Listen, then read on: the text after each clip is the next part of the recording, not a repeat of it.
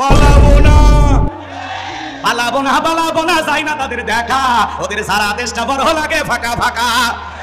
আইনমন্ত্রী আটকে গেল আইনেরই ফাঁকে, দাড়ি সারা দরবেশটারে ভণ্ড ভণ্ড লাগে। দাড়ি কেটে নৌকে চড়ে পালাচ্ছে, ওরা জীবন দেয়, নৌকে ছাড়ে না। কথা কোন ঠিক কিনা? ফখরুল সাহেব, মির্জা ফখরুল ইসলাম বিএনপির মহাসচিব ছিলেন না, সেদিন তিনি এক বক্তব্য দিতে গিয়ে বলতেছেন, মানে উনি রসিকতার ছলে বলতেছেন, আগে জানলে তোর ভাঙা নৌকায় চড়তাম না। কথা কি বুঝতে পারতেছেন? না করতেছেন আপনারা? আমি কি একটু বলবো? চলবে চলবে, লিল্লাহি তাকবীর। আইনমন্ত্রী আটকে গেল আইনেরই ফাঁকে, দাড়ি সারা দরবেশটারে ভণ্ড ভণ্ড লাগে। শুনেছি ভাই কত নেতা নেত্রী খাইতেছে ভাই ডান্ডা, বিচারপতি কালামানিকের ফাটিয়েছে নাকি আন্ডা। এটা আমার খবর না, মিডিয়ার খবর। কথা বলে ঠিক না?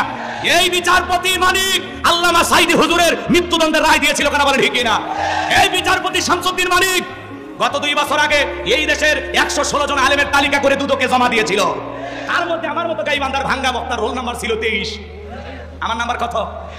আলেমদের তালিকা করতে আজকে সেই মানিক আছে।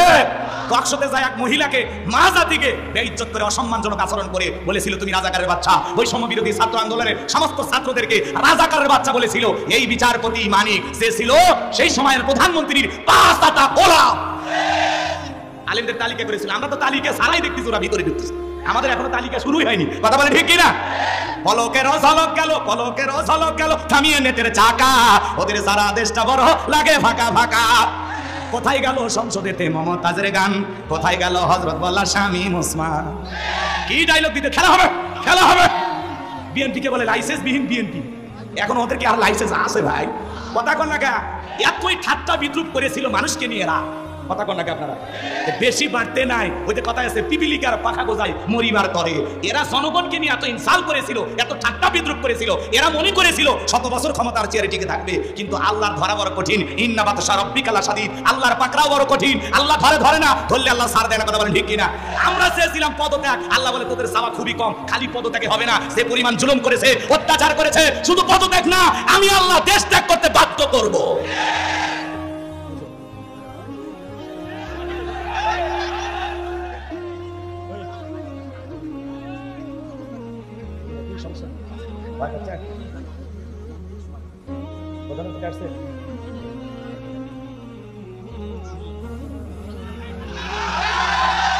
না শোনেন, এখনো যদি আপনারা ভয় পান তাহলে তো সমস্যা।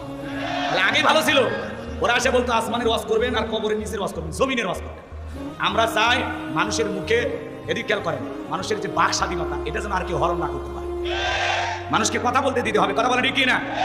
আমরা পরিষ্কার ভাবে বলবো, বাস্তবতার আলোকে বলতেছি। আমি কি কাউকে গালি দিছি? কাউকে গালি দিছি? ওরা আলেমদেরকে বিরুদ্ধে উল্টাপাল্টা কথা বলতো, তখন তো আপনারা সাবাই গান নাই। আজকে আমরা একটু সুযোগ পাইছি, ওদেরকে ধোলাই করবো না। আপনি বললেও করবো, না করলেও না বললেও বলবো। কথা কোন ঠিক না? আমার ভাইয়েরা, এই জন্য আমরা বলবো জুলুম করেছিল যারা, পালিয়ে গেছে তারা। মনে রাখবেন মাসদুমদের উপরে আল্লাহর সাহায্য আসে, কিন্তু কোন জালেমের উপরে আল্লাহর সাহায্য আসে না। কথা বলে ঠিক না? এই জন্য আমরা চাই পরিষ্কার ভাবে একটা কথা মনে রাখবেন, আমরা কখনো কারো প্রতি জুলুম করবো না। ঠিক আছে তো ইনশাআল্লাহ? তারা জুলুম করে আমাদেরকে যে কষ্ট দিয়েছে, আমরা তাদেরকে সেই কষ্ট দিব না। আমরা তাদেরকে ভালো রেখে বুঝাবো যে দেখো আমরাও ক্ষমতা পেয়েছি, কিন্তু তোমাদেরকে কিভাবে ভালো রাখা যায় আমরা সেই টেনশন করি। কথা বলে ঠিক কিনা? আমরা কাউকে মিথ্যা মামলা হামলা দেবো না, কারো প্রতি ব্যক্তিগত আক্রমণ দেখাবো না। আল্লাহ সঠিক বুঝদান করেন। জোরে বলুন আমিন।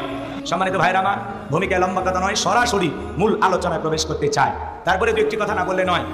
এর আগে যখন আমরা মাহফিলে আসতাম, যে বাড়িতে খাওয়া দাওয়া হইতো, ওই বাড়িতে কিছু বুদ্ধিজীবীদের আগমন ঘটতো। ওরা এসে ভিতরে আমাদেরকে একটা সবক দিত। কথা পায় না? এরপরে মঞ্চে ওঠার পরে এক শ্রেণীর বুদ্ধিজীবীরা এসে বলতে, হুজুর এই এলাকায় মোটামুটি আমরাই সব বুঝে নিত। কথা কয় না? এখন আর সে সমস্ত বুদ্ধিজীবীদেরকে খুঁজে পাওয়া যাচ্ছে না। কথা বলে ঠিক? এখন আর সে সমস্ত বুদ্ধিজীবীদের খুঁজে পাওয়া যাচ্ছে না। কথা বলে না কেন? এই দুনিয়ার জমিনে আলেমদেরকে যারা বেইজ্জত করতে চেয়েছিল, আল্লাহ তাআলা আজকে তাদেরকে বেইজ্জত করেছে। কথা বলে না কেন? কষ্ট হচ্ছে নাকি আপনাদের? আচ্ছা বলেন তো, ভালো মানুষেরা পালায়? কারা পালায়? যারা চুরি করে, দুর্নীতি করে, যারা খুন করে। কথা বলে ঠিক কিনা? ভালো মানুষেরা পালায় না। এজন্য আমরা পরিষ্কারভাবে বুঝতে পেরেছি, অন্যায় করেছিল যারা, জুলুম করেছিল যারা, দেশ থেকে আজকে পালিয়েছে তারা। ভালো মানুষেরা, যাদের সৎ সাহস আছে, যাদের মনের শক্তি আছে, যেন আমি 2 টাকা দুর্নীতি করিনি, এই সমস্ত মানুষেরা প্রয়োজনে জনতার হাতে মার খাবে, তাও দেশ ছাড়বে। কথা বলে না কেন? আমাদের রংপুরে আমাদের ইরশাদ চাচাকে বলা হয় স্বৈরাচার শাসক।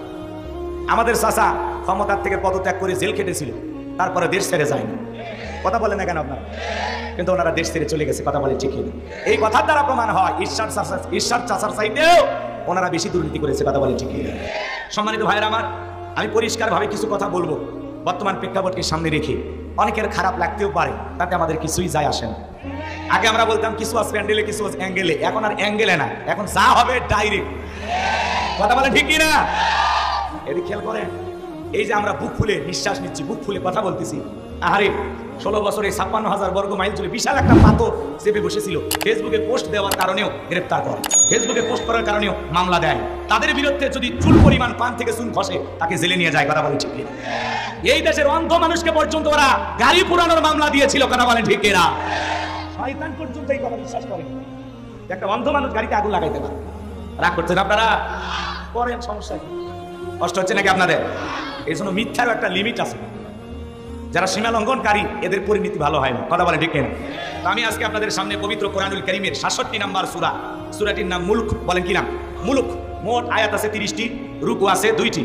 বিশ্বনবীর মক্কার জিন্দেগিতে এই সূরাটি নাজিল হয়েছে। চিৎকার মেরে বলুন আল্লাহু আকবার। তাহলে সূরার নাম কি বললাম? মুলক। মুলক মানে কি? সার্বভৌমত্ব, কর্তৃত্ব, পাওয়ার, রাজত্ব, ক্ষমতা কার হাতে? জোরে বলেন। আমি 2টি আয়াতে কারিমা তিলাওয়াত করেছি। 1 নম্বর আয়াতের আলোচনা একটু গরম, আর 2 নম্বর আয়াতের আলোচনা নরম। গরম কইরা একটু হালকা নরম বানায়, তারপরে চলে যাবো। বেশি গরম করে ছাড়িয়ে দিলে আবার ঘটন করবে, এই জন্য ঠান্ডাও করবো ইনশাআল্লাহ। রাগ করতেছেন আপনারা? আর যুবক যারা আসছো, বাবা তোমরা নিরাশ হবা না, কারণ তোমরাও যুবক, আমিও যুবক। কথা বলে ঠিক কিনা? তোমাদের মন কি চায় আমি বুঝি না, আমি তোমাদের দুঃখ ভালো করে বুঝি। তোমাদের জন্য স্পেশাল আলোচনা আমার মাথার মেমোরিতে সেভ করা আছে, সময় মতো ডাউনলোড দিয়ে শোনায় দেবো ইনশাআল্লাহ। তো সময় যেহেতু কম, আর কথা আমি না বাড়াই। আমাকে দাওয়াত দেওয়ার সময় বারবার বলি, ভাই আমাকে 10টায় দেবেন, 12টায় প্রোগ্রাম শেষ। তো কমিটির ভাইয়েরা ওনারা বারবার বলেছিলেন, হুজুর 10:30টার মধ্যে দিব ইনশাআল্লাহ। তো বেশি না, 10:30টার জায়গায় প্রায় 11:30টায় বেজে গেছে নাকি? কম? আচ্ছা ঠিক আছে। হিসাব নিকাশ করলে আমি বলেছিলাম 12:30টা পর্যন্ত, সেই হিসাবে আমার হাতে সময় আছে আর 50 মিনিটের মতো। এটুকু সময় আপনারা থাকবেন তো ইনশাআল্লাহ। 12:30টার মধ্যে আমরা তোমার দিকে চলে যাবো ইনশাআল্লাহ। তারপরে যদি আপনাদের মন মানসিকতা ভালো লাগে, আমার আপনাদের উপস্থিতি যদি আমাকে বাধ্য করে যে আর কিছু সময় বাড়ানো লাগবে, তাহলে আমি চেষ্টা করবো। সেই বোনাস টাইমটাও আমার কাছে রিজার্ভে আছে ইনশাআল্লাহ। রাগ করতেছেন আপনারা? তাহলে আপাতত 12:30টা পর্যন্ত কারা কারা থাকবেন 2 হাত তুলে বলেন ইনশাআল্লাহ। আর একটু জোরে বলেন ইনশাআল্লাহ। আল্লাহ কবুল করুন, জোরে বলুন আমিন।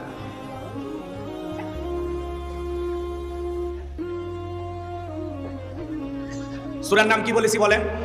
একটু মনে রাখবেন, কারণ বাগমারাতে আরো 2-4 জায়গায় যদি আল্লাহ রিজিকে মাফে, আর আমি যদি আসি সে জায়গায় যেন বলতে পারে যে হুজুর আমরা মধুপুরে গেছিলাম, সে জায়গায় কি ওয়াজ করছিলেন? সূরা মুলক। মনে থাকবে তো ইনশাআল্লাহ? আমার ভাইয়েরা, আল্লাহর কোরআন থেকে যদি আপনাদের সামনে কথা বলি, বলেন তো বাজান আপনাদের কারো কি কোনো সমস্যা আছে? এই কোরআনের মধ্যে কোনো ভেজাল আছে? কোনো মিথ্যা আছে? কোনো ধোঁকা আছে? আল্লাহ রাব্বুল আলামিন বলেন, যালিকাল কিতাবু লা রাইবা ফীহি। আমার আল্লাহ রাব্বুল আলামিন বলেন, এটি এমন একটি কিতাব, সেই কিতাবের মধ্যে কোনো সন্দেহ নাই, কোনো সংশয় নাই, কোনো মিথ্যা নাই, কোনো ধোঁকা নাই। There is no doubt. বলুন আল্লাহু আকবার। হুদাল্লিল মুত্তাকিন, মুত্তাকি বান্দাদের জন্য গাইডলাইন হিসাবে, পথ প্রদর্শক হিসাবে আসমান থেকে কিতাবটি নাজিল করেছেন কে? এই কিতাব আসছে আপনাকে আমাকে পথ দেখানোর জন্য। কথা বলেন ঠিক কিনা?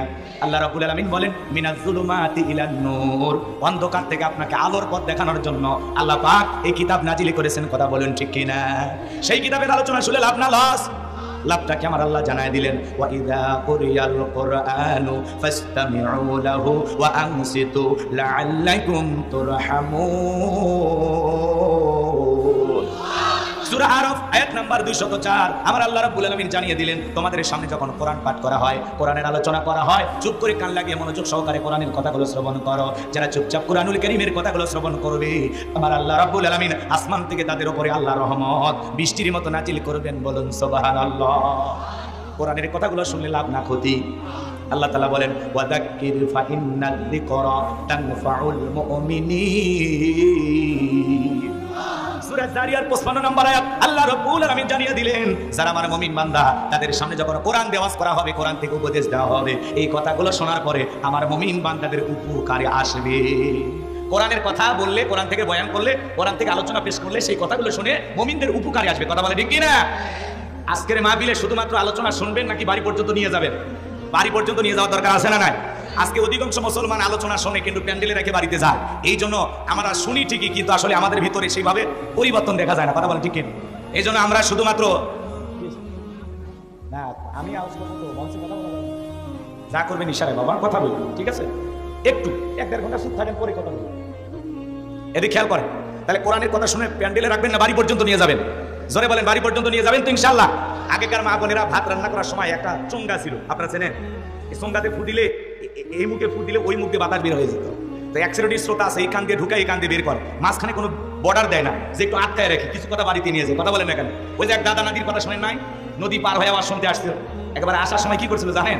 একেবারে লুঙ্গি খুলে নদী পার হয়ে আসছে। পরে আলোচনা করতে এসে বক্তা বলছে, বাবু সরস তরফ করা কবিরা গুনে। এইবার শুনে দাদা সে আগের মতো লুঙ্গি খুলে নদী পার হচ্ছে, আর নাতি লুঙ্গিতে হাত দেওয়ার আগে চিন্তা করতেছে, হুজুর বললো ফরজ তরফ করা কবিরা গুনা, থাক আমি আজ থেকে আর গুনাহ করবো না, লুঙ্গি ভিজে হলেও নদী পার হবো। এবার লুঙ্গি ভিজে নদী পার হয়ে শীতের দিন কাঁদতেছে। এবার দাদা বলতেছে, কিরে নাতি কাঁপিস কেন? তা আমি কি তোমার মতো আছে খুলে পার হয়েছি? আমার তো ভিজে, কি হয়েছি? আমার লুঙ্গি ভিজে গেছে। হাই হাই কি করলি? সারা জীবন আমি ওয়াজ নদীর ওই পারে নিয়ে রেখে আসলাম, আর আজকে তুই ওয়াজটা নদী পার করলি। তার মানে আমলের চিন্তা ভাবনা আমাদের ভিতরে নাই। কথা বলেন ঠিক এরা আমল যে করা লাগবে সেই কথা আল্লাহ তাআলা বলতেছেন, আল্লাযীনা ইসতামিউনাল কাওলা ফায়াত্তাবিউনা আহসানাহু উলাইকাল্লাযীনা হাদাহুমুল্লাহু ওয়া উলাইকা হুম উলুল আলবাব। সূরা জুমার আয়াত নাম্বার 18 আল্লাহ রাব্বুল আলামিন জানিয়ে দিলেন, তোমরা মনোযোগ সহকারে কোরআনের কথাগুলো শ্রবণ করো, এখান থেকে যেটা উত্তম কথা ভালো কথা সেইটা তোমরা গ্রহণ করো। যারা কোরআনের কথাগুলো শোনার পরে এখান থেকে ভালোটা চয়েস করে, ভালোটা গ্রহণ করে, আল্লাহ রাব্বুল আলামিন বলেন উলাইকাল্লাযীনা হাদাহুমুল্লাহু, আমি আল্লাহ পাক তাদের জন্য হেদায়েতের রাস্তাটাকে সহজ করে দেব। খালি আমল করার নিয়তে বাড়ি পর্যন্ত কথা নিয়ে যাবেন, ওই কথাটা কিভাবে আমল করবেন, কিভাবে আমল করলে বান্দার জন্য সহজ হয় সেই রাস্তা তৈরি করে দেবেন কে? আর আল্লাহ বলেন উলাইকা হুম উলুল আলবাব, যারা বুদ্ধিমান তারাই কোরআন থেকে উপদেশ গ্রহণ করে। সুবহানাল্লাহ বলেন। আমি আশা করি রাজশাহীর মানুষ বুদ্ধিমান, আজকে শুধু শোনার মধ্যেই সীমাবদ্ধতা থাকবে না, আমরা বাড়ি পর্যন্ত নিয়ে যাবো ইনশাআল্লাহ। ওয়াদা দিয়েছেন 12:30 পর্যন্ত, দয়া করে একজনের মাথা যেন আমি উস্তুতি না দেখি। এই 50 মিনিট আমাকে দেন, ভালো না লাগলে আমি দোয়া করে দেবো, কারণ এই কমিটি আমাকে ভালোবাসে, আপনারা আমাকে ভালোবাসেন। কথা বলেন, কিন্তু হাত তুলে বলেন হুজুর দোয়া করে দেন, আপনারাও বেঁচে যাবেন, আমিও বেঁচে যাবো। কথা কি বোঝেন না? গভীর রাত পর্যন্ত আমি কথা বলবো না। সম্মানিত ভাইয়েরা আমার, জবান ছেড়ে সবাই আমার সাথে তিলাওয়াত করুন, আউযু বিল্লাহি মিনাশ শাইতানির রাজীম, বিসমিল্লাহির রাহমানির রহিম। বিতাড়িত মোরদাদ শয়তানের কাছ থেকে আল্লাহ পাকের কাছে আশ্রয় প্রার্থনা চাচ্ছি। পরম করুণাময় দয়ালু আল্লাহ তাআলার নামে শুরু করছি। সূরার নাম কি? বলো সবাই তেলাওয়াত করুন, যারা পারেন ছোট নারে তেলাওয়াত করুন। আল্লাহ রাব্বুল আলামিন বলেন, তাবারাকাল্লাযী বিয়াদিহিল মুলকু ওয়া হুয়া আলা কুল্লি শাইইন কাদির। আল্লাহ রাব্বুল আলামিন বলেন, মহামান্বিত সেই সত্তা যার হাতে সর্বময় কর্তৃত্ব, রাজত্ব, বাবার ক্ষমতা, তিনি হলেন সর্ববিষয়ে শক্তিমান। তাহলে সকল ক্ষমতার একমাত্র মালিক কে? আরেকটু জোরে বলেন কে? আসমানে ক্ষমতা চলবে কার? জমিনে ক্ষমতা চলবে কার? সকল ক্ষমতার একমাত্র মালিক কে? আল্লাহ রাব্বুল আলামিন বলেন, লিল্লাহি মুলকুস সামাওয়াতি ওয়া মা ফিল আরদ। আকাশ আর জমিনের একচ্ছত্র মালিকানা কার? আরেকটু জোরে বলেন কার? আসমান আর জমিনে আল্লাহর চাইতে বড় কেউ আছে? ওয়ালাম ইয়াকুল্লাহু কুফুয়ান আহাদ। আকাশ আর জমিনে আল্লাহর সমকক্ষ, আল্লাহর সমতুল্য আর কেউ নাই। চিৎকার মেরে বলুন আল্লাহু আকবার। তাহলে সকল ক্ষমতার একমাত্র মালিক কে? সেই জন্য আল্লাহ রাব্বুল আলামিন বলেন, তাবারাকাল্লাযী বিয়াদিহিল মুলকু ওয়া হুয়া আলা কুল্লি শাইইন কাদির। মহামান্বিত সেই সত্তা যার হাতে সর্বময় কর্তৃত্ব, রাজত্ব, বাবার ক্ষমতা, তিনি হলেন সর্ববিষয়ে শক্তিমান। তাহলে সকল ক্ষমতার একমাত্র মালিক কে? আরেকটু জোরে বলেন কে? তাহলে আল্লাহর চাইতে বড় ক্ষমতাধর কেউ আছে? জোরে বলেন আছে। তাহলে দুনিয়াতে যারা ক্ষমতায় থাকে এরা কি? আপনাদের রাজশাহী থেকে একটা ছেলে যদি ঢাকায় চাকরি করে, 5-10 বছর যদি একটা বাসা ভাড়া নিয়ে থাকে, ওর পরিচয় হলো ভাড়াটিয়া। ওর পরিচয় কি? ওর পরিচয় কি? তো কিছু কিছু মানুষকে আল্লাহ পাক 5 বছর, কাউকে 10 বছর, কাউকে 15 বছর, কাউকে 20 বছর ক্ষমতার চেয়ারটা ভাড়া দেয়, ওদের পরিচয় হলো ভাড়াটিয়া। ক্ষমতার মালিক কেউ চিরস্থায়ী নয়। ক্ষমতার মালিক কে? আরেকটু জোরে বলেন কে? ক্ষমতা দেওয়ার মালিক কে?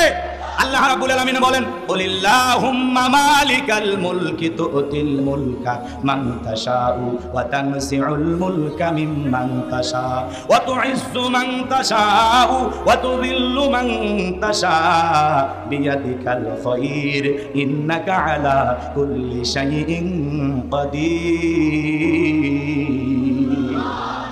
সূরা আলে ইমরান আয়াত নাম্বার 26 আল্লাহ রাব্বুল আলামিন জানিয়ে দিলেন, রাজত্ব দেওয়ার মালিক আমি আল্লাহ। ক্ষমতা দেওয়ার মালিক কে?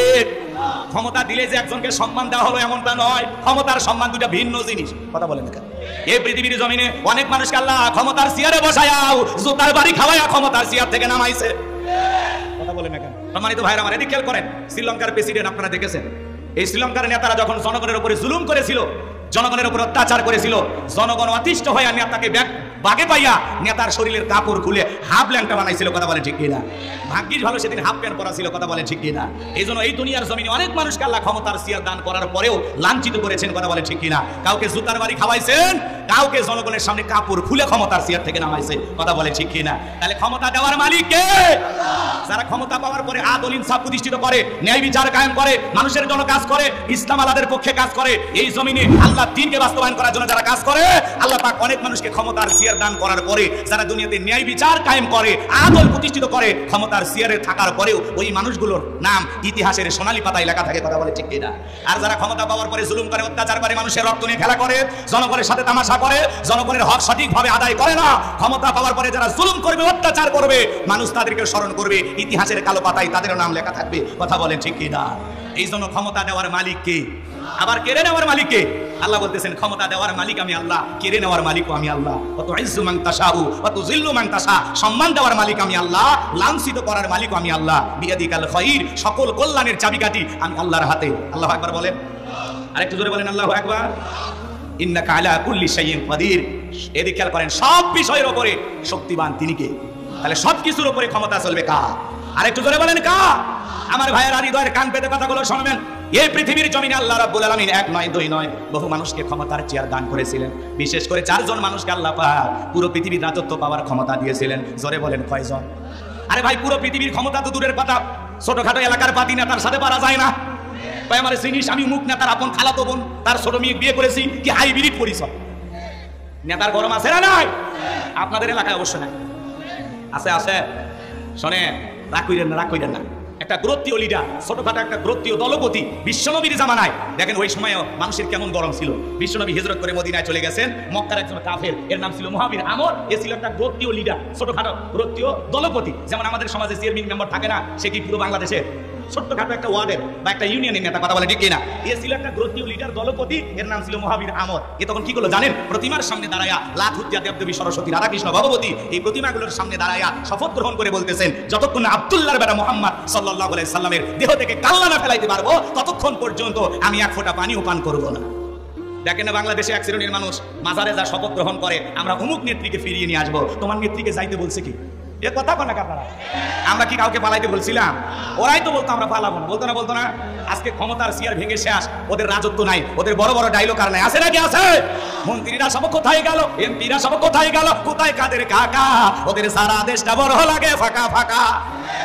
পালাবো না, পালাবো না, পালাবো না, যাই না তাদের দেখা, ওদের সারা দেশটা বড় লাগে ফাঁকা ফাঁকা। আইন মন্ত্রী আটকে গেল আইনেরই ফাঁকে, দাড়ি সারা দরবেশটারে ভণ্ড ভণ্ড লাগে। দাড়ি কেটে নৌকে চড়ে পালাচ্ছে, ওরা জীবন দেয় তা নৌকে ছাড়ে না, কথা ঠিক কিনা? ফখরুল সাহেব, মির্জা ফখরুল ইসলাম, বিএনপির মহাসচিব, চেনেন না? সেদিন তিনি এক বক্তব্য দিতে গিয়ে বলতেছেন, মানে উনি রসিকতার ছলে বলতেছেন, আগে জানলে তোর ভাঙ্গা নৌকায় চড়তাম না। কথা কি বুঝতে পারতেছেন? না করতেছেন আপনারা? আমি কি একটু বলবো? চলবে চলবে, লিল্লাহি তাকবীর। আইন মন্ত্রী আটকে গেল আইনেরই ফাঁকে, দাড়ি সারা দরবেশটারে ভণ্ড ভণ্ড লাগে। শুনেছি ভাই কত নেতা নেত্রী খাইতেছে ভাই ডান্ডা, বিচারপতি কালামানিকের ফাটিয়েছে নাকি আন্ডা। এটা আমার খবর না, মিডিয়ার খবর, কথা বলে ঠিক কিনা? এই বিচারপতি মানিক আল্লামা সাইদি হুজুরের মৃত্যুদণ্ডের রায় দিয়েছিল, কথা বলে ঠিক কিনা? এই বিচারপতি শামসুদ্দিন মানিক গত 2 বছর আগে এই দেশের 116 জন আলেমের তালিকা করে দুদকে জমা দিয়েছিল। তার মধ্যে আমার মতো গাইবান্ধার ভাঙ্গা বক্তার রোল নাম্বার ছিল 23। আমার নাম্বার কত? আলেমদের তালিকা করতে আজকে সেই মানিক আছে? টকশোতে যায় এক মহিলাকে মা জাতিকে বেইজ্জত করে, অসম্মানজনক আচরণ করে বলেছিল তুমি রাজাকারের বাচ্চা। বৈষম্য বিরোধী ছাত্র আন্দোলনের সমস্ত ছাত্রদেরকে রাজাকারের বাচ্চা বলেছিল। এই বিচারপতি মানিক যে ছিল সেই সময়ের প্রধানমন্ত্রীর 5 পাতা গোলাম। আলেমদের তালিকা করেছিল। আমরা তো তালিকা সারাই দেখতেছি, ওরা ভিতরে ঢুকতেছে। আমাদের এখনো তালিকা শুরুই হয়নি, কথা বলে ঠিক কিনা? পলকের ঝলক গেল, পলকের ঝলক গেল, থামিয়ে নেটের চাকা, ওদের সারা দেশটা বড় লাগে ফাঁকা ফাঁকা। কোথায় গেল সংসদেতে মমতাজের গান? কোথায় গেল হযরত বলা শামীম ওসমান? কি ডায়লগ দিতে? খেলা হবে, খেলা হবে। বিএনপি কে বলে লাইসেন্স বিহীন বিএনপি। এখন ওদের কি আর লাইসেন্স আছে ভাই? কথা কোন লাগা? এতই ঠাট্টা বিদ্রুপ করেছিল মানুষকে নিয়ে এরা। কথা কন নাকি আপনারা? বেশি বাড়তে নাই, ওই যে কথা আছে পিপিলিকার পাখা গোজায় মরিবার তরে। এরা জনগণকে নিয়ে এত ইনসাল করেছিল, এত ঠাট্টা বিদ্রুপ করেছিল, এরা মনে করেছিল 100 বছর ক্ষমতার চেয়ারে টিকে থাকবে। কিন্তু আল্লাহর ধরা বড় কঠিন। ইন্না বাতশা রাব্বিকা লাশাদীদ, আল্লাহর পাকড়াও বড় কঠিন। আল্লাহ ধরে না, ধরলে আল্লাহ ছাড় দেয় না। কথা বলেন ঠিক কিনা? আমরা চেয়েছিলাম পদত্যাগ, আল্লাহ বলে তোদের চাওয়া খুবই কম, খালি পদত্যাগে হবে না। যে পরিমাণ জুলুম করেছে, অত্যাচার করেছে, শুধু পদত্যাগ না, আমি আল্লাহ দেশ ত্যাগ করতে বাধ্য করব।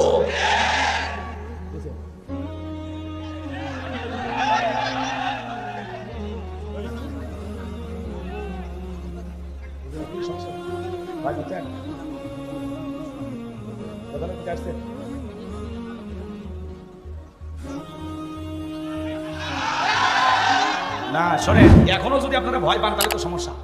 তাহলে আগেই ভালো ছিল। ওরা এসে বলতো আসমানের ওয়াজ করবেন আর কবরের নিচের ওয়াজ করবেন, জমিনের ওয়াজ করবেন। আমরা চাই মানুষের মুখে, এদিক খেয়াল করেন, মানুষের যে বাক স্বাধীনতা, এটা যেন আর কেউ হরণ না করতে পারে।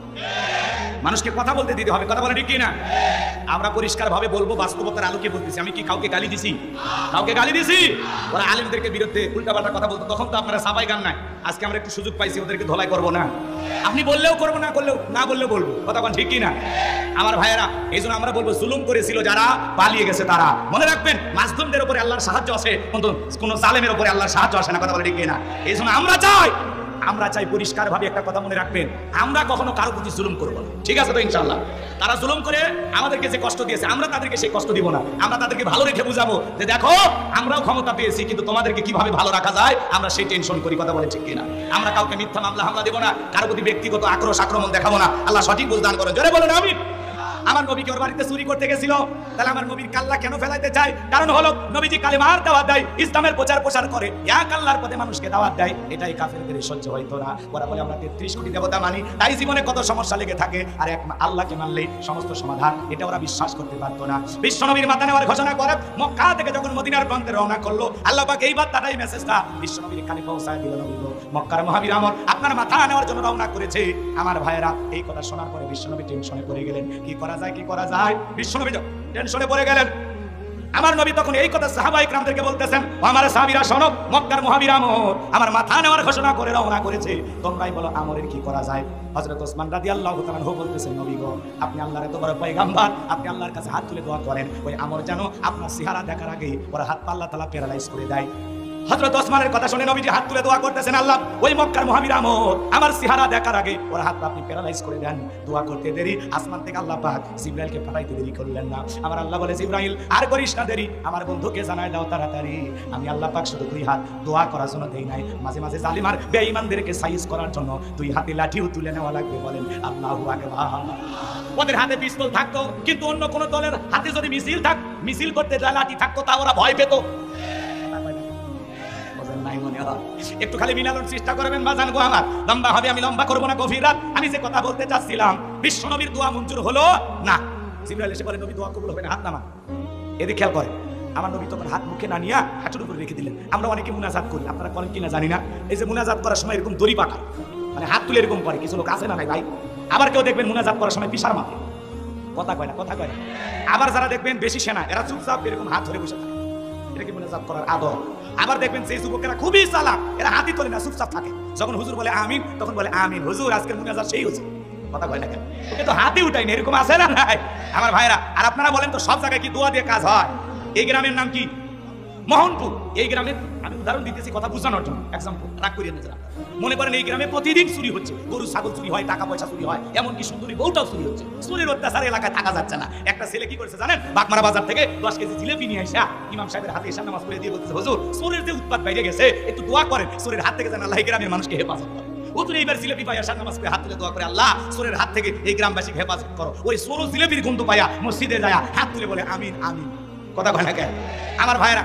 এদিকে খেয়াল করেন, হুজুর যদি হাত তুলে দোয়া না করতো, ওই জায়গায় যদি বলতো, এই মোহনপুরের যুবকেরা, তোমরা যদি তোমাদের গ্রামে ধন সম্পদ, টাকা পয়সা, গহনাগাটি রক্ষা করতে যাও, এই গ্রামে ঢোকার 4টে রাস্তা আছে, 4 রাস্তার মোড়ে মোড়ে মাগরিব থেকে 4 জন করে যুবক বাংলার লাঠি নিয়ে দাঁড়ায় থাকবা। চোরকে দেখা মাত্রই ওই লাঠি দিয়ে এমন পিটাইবা যাতে 6 মাসে হাসপাতালের বেড থেকে মাজা সোজা করার ক্ষমতা না থাকে। চোরকে হাত তুলে আমিন কইতো নাকি তওবা করে ভালো হয়ে যেত। এই জন্য চুরি বন্ধ করতে হলে শক্ত আইন লাগবে। কথা বলে ঢেকে না? আল্লাহ আইন দিয়েছেন, আল্লাহ আইন দিয়েছেন 1500 বছর আগে, চোর যদি চুরি করে হাত কেটে দাও। এই আইন আমাদের কাছে ভালো লাগে না, এই সমাজের নেতারা বলেন ওটা ব্যাকডেট, ওটা বহুদিন আগের পুরাতন আইন, ওগুলো দিয়ে চলবে না। আমরা বলি একবার খালি টেস্ট করে দেন, কথা বলেন। সূরা মাইদার ভিতরে আল্লাহ পাক পরিষ্কার ভাবে বলেছেন, চোর নারী হোক আর পুরুষ হোক, যদি চোর চুরি করে এটা যদি প্রমাণিত হয়, একটা চোরের হাত কেটে যদি বাইতুল মোকাররমের সামনে মিডিয়ার মাধ্যমে ফালাও করে প্রচার করা হতো যে বাংলাদেশ আইন পাস করা হলো, চোর যদি চুরি করে হাত কেটে দেওয়া হবে, একটা চোরের হাত কেটে বিচার করে দেখেন বাকি চোরেরা তওবা করে আল্লাহর ওলি হয়ে যাবে। কিন্তু সরিষাই ভূত কারা কারা বন্ধ করবে? ওরা দুর্নীতির পাহাড় জমাইছিল, কথা বলে ঠিক কিনা? 11 লক্ষ কোটি টাকা দুর্নীতি করে বিদেশে পাচার করেছে। এই দেশে পাহাড় সমপরিমাণ ঋণের বোঝা চাপায়া দিয়া, এই দেশের অর্থনীতির মাজাকে ভেঙে দিয়া, রিজার্ভ শূন্য করে দিয়া ওরা দেশ ছেড়ে পালিয়ে গেছে, কথা বলে ঠিক কিনা? এই দেশের হাল ধরে এই দেশ চালানো খুব কঠিন এখন, কথা বলে রাগ করতেছে। যত উন্নয়ন তত ডাকাতি করছে, বরাদ্দ হয়েছে 100 কোটি, খাইছে ওরা 90 কোটি, মাত্র 10 কোটি টাকার কাজ করছে, কথা বলে ঠিক কিনা? মাঝে মাঝে দেখেন না এমন রাস্তাঘাট করে রাখছে, হাইরি হাইরি রাস্তাঘাট বরাদ্দ করছে যে 10 কোটি টাকা, খাইতে খাইতে অবস্থা এমন শেষ, খালি কোনো মতে কালো পিস আলকাতরা দিয়ে খালি কালো পিস রাস্তার উপরে রেখে গেছে, ছাগল পেশাব করলেও সরে যাচ্ছে, কথা কন ঠিক কিনা? রাগ কইরেন না, কষ্ট হচ্ছে নাকি আপনাদের? তাহলে প্রত্যেকটা টাকার দুর্নীতির বিচার বাংলাদেশে হবে। যারা এই দেশের টাকা পাচার করে বিদেশে বাড়ি বানাইছে, প্রত্যেকটা নেতার বিচার বাংলাদেশে হবে, কথা বলে ঠিক কিনা? খালি সময় আসতে দেন। রাগ করতেছেন মনে হয় বাজান গো, এই জন্য চুরি বন্ধ করতে হলে লাগবে কার আইন? আরো জোরে বলেন কার আইন? আল্লাহর আইন এই জমিনে চালু হোক। কারা কারা চান দুই হাত তুলে দেখান। লিল্লাহে তাকবীর। আল্লাহ এই জমিনকে কোরআনের জন্য কবুল করুন, জোরে বলুন আমিন। হাত নামান সম্মানিত ভাইরা আমার, আমার নবী ডেকে বলে আমার সাহাবীরা, আল্লাহ তাআলা দোয়া কবুল করে নাই, তোমরাই বলো কি করা যায়? সাহাবা ইকরামদেরকে ঘোষণা করে বলতেছেন আমার সাহাবীরা, দোয়া কবুল হয় নাই, আল্লাহ তাআলা দোয়া কবুল করে নাই। জিবরাইল ডেকে বলে নবী আপনি সাহাবীদের মধ্যে বলে দেন এমন কেউ কি আছে যে আমরের সাথে মোকাবেলা করবে? আমার নবী তখন ডেকে বলেন ও আমার সাহাবীরা, তোমাদের মধ্যে এমন কেউ কি আছো যে আমরের সাথে মোকাবেলা করবা? বিশ্ব নবীর কোন সাহাবী দাঁড়ায় না, হযরত আলী দাঁড়িয়ে গেলেন, বলুন আল্লাহু আকবার। আমার নবী ডেকে বলে আলী রে, তুমি ছোট মানুষ না বুঝে কেন দাঁড়াইছো? তুমি কি জানো ওই মক্কার মহাবীর আমর একবেলা খাবার খাই 21 কেজি 3.5 মণ ওজনের তরবারি নিয়ে যুদ্ধ করে, এত বড় বীরের সামনে কেমনে যাইবা? তুমি বসে পড়ো। আমার ভাইয়েরা, হযরত আলী রাদিয়াল্লাহু তাআলা বসে পড়লেন। নবীজি দ্বিতীয়বার বললেন, আবারও হযরত আলী দাঁড়িয়ে গেলেন। নবীজি যখন তৃতীয়বার বললেন, আবারও হযরত আলী দাঁড়িয়ে গেছেন। নবী তখন দুইটা হাত বাড়া বলে আলী রে আয় আমার বুকের ভিতরে আয়। এই কথা বলে বিশ্বনবী হযরত আলীকে বুকের সঙ্গে জড়ায় নিলেন, আর দেখে বলে আলী এত বড় বীরের সামনে যাইতে চাস, তোর জানি কি মায়া দয়া নাই? হযরত আলী বলতেছে নবী গো আপনি শুধু আমাকে দোয়া করে দেন, আমার ভিতরের ঈমান বলতেছে ওই আমর আপনার চেহারা দেখার আগে ওরে আমি জমিন থেকে বিদায় করে দেব। ঈমানের একটা পাওয়ার থাকা দরকার আছে না নাই?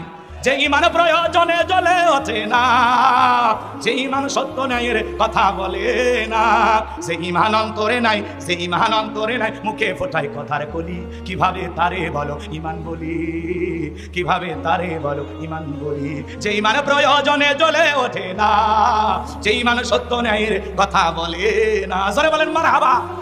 ঈমানের পাওয়ার থাকা দরকার আছে না নাই? ঈমানের আগুনে বাতিলদেরকে আমরা জ্বালিয়ে পুড়িয়ে শেষ করে দেবো, কথা বলে ঠিক কিনা? আমার ভাইয়েরা, বিশ্বনবী তখন ডেকে বলে আলী রে খালি হাতে দোয়া করলে হবে না। ওসমান তোমার বাড়িতে কি তরবারি আছে? হযরত ওসমান ডেকে বলে নবী আমার বাড়িতে তরবারি আছে 27 ইঞ্চি লম্বা। এখন তো তরবারি কথা শুনলেই বলে জঙ্গি, ওরা জঙ্গির নাটক বানায়।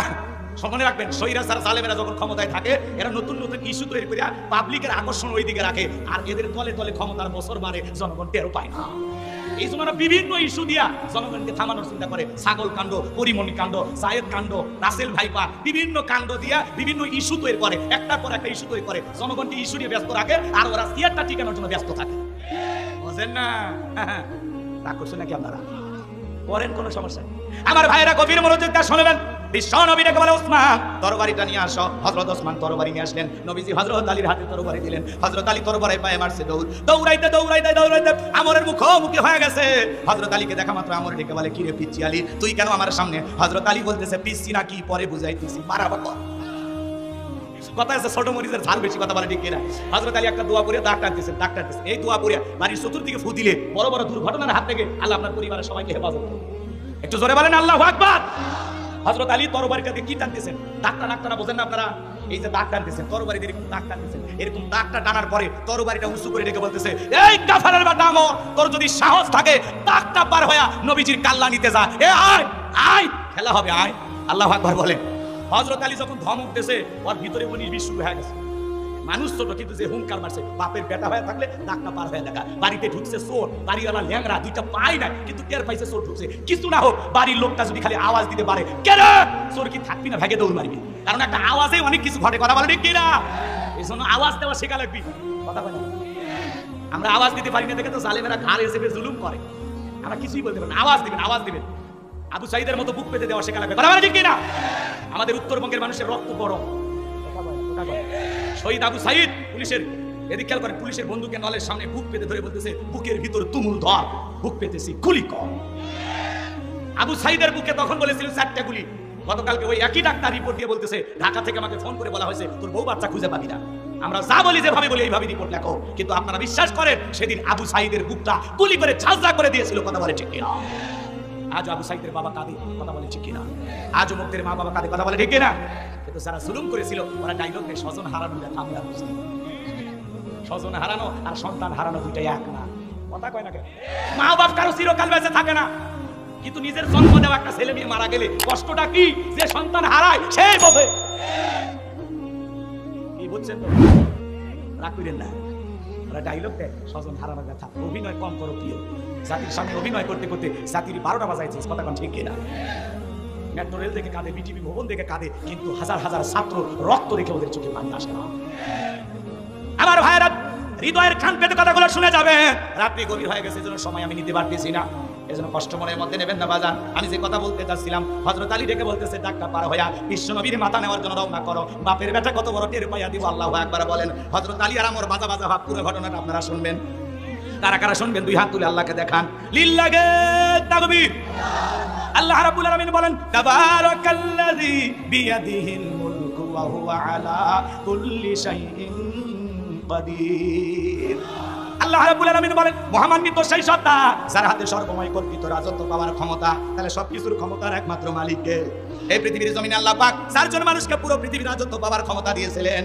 এর মধ্যে 2 জন ঈমানদার, একজন হলো নবী সুলাইমান, যাকে আল্লাহ রাব্বুল আলামিন পুরো পৃথিবীর বাদশাহী দান করেছিলেন। আল্লাহ নবী সুলাইমান আলাইহিস সালামকে আল্লাহ রাব্বুল আলামিন যে বিশাল রাজত্ব দিয়েছিলেন, সেই রাজত্বের ঘটনা যদি আমি বলতে চাই 2-3 ঘন্টা আলোচনা করেও শেষ হবে না। নবী সুলাইমান আলাইহিস সালামের ঘটনা আজকে আমি আপনাদেরকে শোনাবো না। আমার একটা টার্গেট আছে, সেই জায়গায় আমাকে যেতে হবে। আপনারা কি কষ্ট পাচ্ছেন? তাহলে 1 নাম্বার, নবী সুলাইমান আলাইহিস সালামকে আল্লাহ পাক পুরো পৃথিবীর রাজত্ব পাওয়ার ক্ষমতা দিয়েছিলেন। যে পয়গম্বর, মানব দানব, জিন ইনসান সকলে তার কথা মানতে বাধ্য। এমনকি পিপিলিকার ভাষা পর্যন্ত বুঝতো, আকাশে পাখি উড়ে যাইতো, তাদের ভাষা পর্যন্ত বুঝতো। বলেন সুবহানাল্লাহ। তাহলে 1 নাম্বার নবী সুলাইমান। 2 নাম্বার হলো বাদশা জুলকারনাইনকে আল্লাহ পাক পুরো পৃথিবীর রাজত্ব পাওয়ার ক্ষমতা দিয়েছিলেন। এই পৃথিবীর জমিনে 1 নয় 2 নয়, বাদশা জুলকারনাইনকে আল্লাহ পাক 1600 বছর হায়াত দিয়েছিলেন। জোরে বলেন মারহাবা। সূর্যোদয় হইতে সূর্যাস্তগামী পর্যন্ত, পূর্ব থেকে পশ্চিম পর্যন্ত পুরোটা পৃথিবীর রাজত্ব পাওয়ার ক্ষমতা আল্লাহ পাক বাদশা জুলকারনাইনকে দিয়েছিলেন। এমন একটা ঘোড়া আল্লাহ পাক তাকে দান করেছিলেন। পৃথিবী ভ্রমণের জন্য যখন ওই ঘোড়ায় চড়ে চাবুক দেখা করতেন, এক এক কদমে ওই ঘোড়াটা হাজার হাজার মাইল রাস্তা পাড়ি দিত। বলেন আল্লাহু আকবার। এত বছর ক্ষমতায় থাকার পরেও বিন্দু পরিমাণে মানুষের প্রতি জুলুম করে নাই। সারাটা জীবন মানবতার কল্যাণে কাজ করে গেছেন বাদশা জুলকারনাইন। বলেন আল্লাহু আকবার। তাহলে 2 জন ঈমানদার, একজন নবী সুলাইমান আর একজন বাদশা জুলকারনাইন, যাদেরকে আল্লাহ পাক পুরো পৃথিবীর রাজত্ব দান করেছিলেন। ছোট বাংলাদেশের মতো একটা দেশ নয়, ছোট ভারতের মতো একটা দেশ নয়, পুরো পৃথিবীর ক্ষমতা আল্লাহ তাআলা দিয়েছিলেন। বলেন আল্লাহু আকবার। তারপরে তারা কি ছিল? ঠান্ডা শাসক ছিল, বিনয়ী ছিল, ন্যায় বিচারক ছিল, ন্যায় পরওয়ান বাদশা ছিল। কথা বলে ঠিক কিনা? এত পুরো পৃথিবীর ক্ষমতা পাওয়ার পরে তাদের মেজাজ কি ছিল? ঠান্ডা ছিল। কথা বলে ঠিক কিনা? তারা কুকুর আচরণ করে নাই, অভদ্র আচরণ করে নাই। কথা বলে ঠিক কিনা? আর আমরা ছোটখাটো একটা এলাকার নেতা হলে যে ভাবটা নেই, তা করতেছেন আপনারা। এই জন্য আমরা বিনয়ী হব, মানুষকে ভালোবাসবো, উদার করবো, কলিজাটা বড় করবো, উদার মনে মানুষকে বুকে টানবো। কথা বলে ঠিক কিনা? আমার ভাইরা শোনেন, সামনে গেলে টের পাবেন। 2 জন কাফিরকে আল্লাহ পাক পুরো পৃথিবীর রাজত্ব পাওয়ার ক্ষমতা দিয়েছিলেন। এর মধ্যে একজন কাফিরের নাম হলো বাদশা বক্তেনাসর। জোরে বলেন কি নাম? আরেকটু জোরে বলেন কি নাম? জালেম বাদশা বক্তেনাসর। এই বাদশা বক্তেনাসরের জামানায় আল্লাহ পাক একজন পয়গম্বরকে পাঠিয়েছিলেন। সেই নবীর নাম ছিল দানিয়েল আলাইহিস সালাম। জোরে বলেন কি নাম? আল্লাহ নবী দানিয়েল আলাইহিস সালাম সেই কওমের মানুষদেরকে, বনি ইসরাইলদের মানুষদেরকে সুন্দর করে দাওয়াত দিয়ে বলতেন, ইয়া বানি ইসরাঈল আযকুরু নি'মাতিয়াল্লাতী আন'আমতু আলাইকুম ওয়া আন্নী ফাদ্দালতুকুম আলাল আলামিন। আল্লাহর নবী দানিয়েল আলাইহিস সালাম ডেকে বলেন, ও বনি ইসরাইলের উম্মতেরা, খবরদার দাম্ভিকতা করো না, অহংকার করো না। তোমাদের বাপ দাদারা চাকর ছিল, কৃতদাস ছিল, গোলাম ছিল। সেই গোলামির জিন্দেগি থেকে, দাসত্বের জিন্দেগি থেকে আল্লাহ পাক তোমাদেরকে মুক্ত করেছেন, স্বাধীন করে দিয়েছেন। বিদায় গাছের পূজা করো না, মাছের পূজা করো না, চন্দ্রের পূজা করো না, সূর্যের পূজা করো না, এক আল্লাহর ইবাদত করো। বনি ইসরাইলের উম্মতেরা ডেকে বলে, ও পয়গম্বর, পুরান দিনের গল্প শোনায় লাভ নাই, বাপ দাদা কি করেছিল সেইটা আমরা জানতে চাই না। এখন আমরা বড় শান্তিতে আছি, টাকা পয়সা, ঘর বাড়ি, কোনো কিছু অভাব নাই। আল্লাহ নবী দানিয়েল সালাম তাদেরকে সুন্দর করে দাওয়াত দিলেন, কিন্তু নবী দানিয়েলের দাওয়াত তারা কোনো মতেই গ্রহণ করলেন না। তারা যখন দাম্ভিকতা করতে লাগলেন, আল্লাহ নবী দানিয়েল সালাম দিনে দাওয়াত দেয়, রাতে দাওয়াত দেয়, সকালে দাওয়াত দেয়, বিকেলে দাওয়াত দেয়, কোনো মতেই যখন বনি ইসরাইল উম্মতেরা দাওয়াত গ্রহণ করলেন না। কারণ বনি ইসরাইলের জাতিরা ছিল চালাক, এরা ছিল ঠেটা। এরা কি ছিল? এরা সহজে কোনো কিছু বিশ্বাস করতো না। নবী যদি বলতো আযাব আসবে, বলে আগে আযাব নিয়ে আসেন, আগে আযাব দেখি তারপর ঈমান আনবো। এরকম চালাক ছিল এরা। কথাকে বুঝতে পারতেছেন? এরা চোখে না দেখা পর্যন্ত সহজে বিশ্বাস করতো না। কথাকে বুঝতে পারতেছেন? তো আল্লাহ নবী দানিয়েল সালাম সুন্দর করে বুঝাইলেন, কোনো মতেই যখন দাওয়াত গ্রহণ করলো না, আল্লাহ নবী দানিয়েল সালাম তখন তাদেরকে বলল, সতর্ক করার জন্য বলল, ও বনি ইসরাইল উম্মতেরা, ও আমার কওমের লোকেরা, শোনো, কোন জাতির মানুষ যখন দাম্ভিকতা করে, অহংকার করে, খোদাদ্রোহী হয়ে যায়, তখন আল্লাহ পাক ওই জাতির উপরে দুই ধরনের আযাব আর গজব পাঠায়। এক নাম্বার হলো আসমান জমিনের গজব দিয়া আল্লাহ হয় তাদেরকে ধ্বংস করে দেবে, আর না হয় তাদের ভাগ্যে জালেম শাসক পাঠায় দিবে। জনগণ হবে যেমন, নেতাও হবে তেমন। একটু অপেক্ষা করে বুঝতে পারবেন, খাতে খাপ মমতাজ না, খালি লাইন মিলাই নেবেন, সময় কম বেশি ভেঙে বলতে পারবেন। কষ্ট হচ্ছে নাকি আপনাদের? এইবার আল্লাহ নবী দানিয়েল সালামের কথা তারা কর্ণপাত করলেন না, ঘৃণা ভরে প্রত্যাখ্যান করলেন। আল্লাহ পাক তখন ওই কওমের উপরে, ওই জাতির উপরে, ওই বনি ইসরাইল উম্মতের উপরে বাদশা বক্তেনাসরকে পাঠিয়ে দিলেন। বাদশা বক্তেনাসর ক্ষমতার চেয়ারে বসার পরে ঘর বাড়ি থেকে টাকা পয়সা লুটপাট করে নিয়ে যেতে লাগলেন। শুধু কি তাই, নিরপরাধ অসংখ্য মানুষকে জেলখানায় বন্দী করলেন। আল্লাহ নবী দানিয়েল সালাম সহ তার ৭০,০০০ উম্মতকে জেলখানায় বন্দী করলেন। তাহলে নবী মানুষ কোন জায়গায়? কথা বলে দেখেন। তাহলে নবীরা যদি জেলখানায় যায়, আজকে যারা নাইবে রাসূলের ভূমিকা পালন করবে, যারাও দ্বীনের দাওয়াত দিবে, সঠিক মেসেজ জাতিকে বুঝাবে, যারা আল্লাহর জমিনে আল্লাহর আইনের কথা বলবে, দেখবেন ওদেরকে টার্গেট করে জেলখানায় ঢুকাবে। কথা বলেন ঠিক কিনা? এই জন্য মনে রাখবেন, নাইবে রাসূলের ভূমিকা পালন করতে গেলে নবীদের সুন্নত মোতাবেক মাঝে মাঝে এই দেশের হকপন্থী আলেমদেরকে জেলে যেতে হয়। আর আলেমেরা জেলখানায় গেলে সম্মান কমে না বাড়ে? চোর টাকা জেলখানায় গেলে মানুষ ঘৃণা করে, ওদেরকে ভুলে যায়, ওদের ফাঁসি চায়। আর আলেমেরা জেলখানায় গেলে তাদের সম্মান বাড়ে। আলেমদের হাতে ডান্ডা বিড়ি দেখে মানুষ কান্না করে। কথা বলে ঠিক কিনা? আর এখন ওদের হাতে ডান্ডা বিড়ি নাই, খালি রশি লাগানো দেখে জনগণ হাসে আর খেপে আর বলে, কেন এদের হাতে পায়ে ডান্ডা বিড়ি লাগানো হচ্ছে না? কথা বলেন ঠিক কিনা? ইয়েতিমের মতো সবগুলো হাজিরা দেয়, দেখেন না? রাগ করতেছেন আপনারা? পড়েন, সমস্যা নাই আমার ভাইয়েরা। ওটা হলো চোখের শান্তি। মাত্র 2 মাসের ব্যবধান। আজকে বিএনপির নেতার নাম পোস্টারে প্রধান অতিথি। এটা কি 2 মাস আগে ভাবা গেছে? কি বড় ভাই, আমার ভাই, ভাবা গেছে? জামাতের কোন নেতার নাম পোস্টারে থাকবে, এটা ভাবা গেছে? জামাতের নাম, জামাত আর বিএনপির লোকের নাম পোস্টারে দেওয়া তো দূরের কথা, তাদেরকে অতিথি হিসেবে যদি মঞ্চে বসায়, তাও 2 গাড়ি পুলিশ আসতো। কথা কয় না কেন? তাহলে এই যে সুন্দর সময় আল্লাহ তাআলা দান করেছেন, তাহলে শুকরিয়া হবে কার? এই জন্য আল্লাহ তাআলা বিজয় দিলে উশৃঙ্খল হওয়া যাবে না, বদমেজাজি হওয়া যাবে না, রাগ দেখানো যাবে না। বিনয়ের সহিত মাথা নত করে সিজদা দিয়ে শুকরিয়া আদায় করা, লাফালাফি করলে হবে না। কথাকে বোঝা গেল? ওরা যা করেছে সেখান থেকে শিক্ষা গ্রহণ করা, ওদের মতো আমরা হতে চাই না। নতুন যারা নেতৃত্ব দিবে বাংলাদেশে, তাদেরকে বলবো অন্তত এদের ইতিহাস থেকে আপনারা শিক্ষা গ্রহণ করবেন। কথা বলেন ঠিক কিনা? আমার ভাইরা সামনের দিকে যায়। অনেকে ভাবতে এগুলো বাস্তবতা, এগুলো কি আমাদেরকে সচেতন করার জন্য বলতেছে, আর কিছু। আর ঘুমাইলে হবে না। কথা বলেন ঠিক কিনা? কষ্ট হচ্ছে আপনাদের? তাহলে আল্লাহর নবী কোন জায়গায়? তাহলে আলেমেরা জেলখানায় গেলে কি আপনারা রাগ করবেন?